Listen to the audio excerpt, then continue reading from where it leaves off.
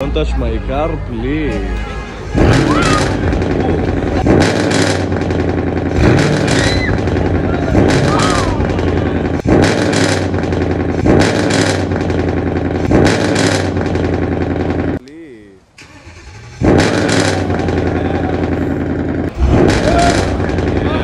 What are you doing, girl? Don't touch my car, please.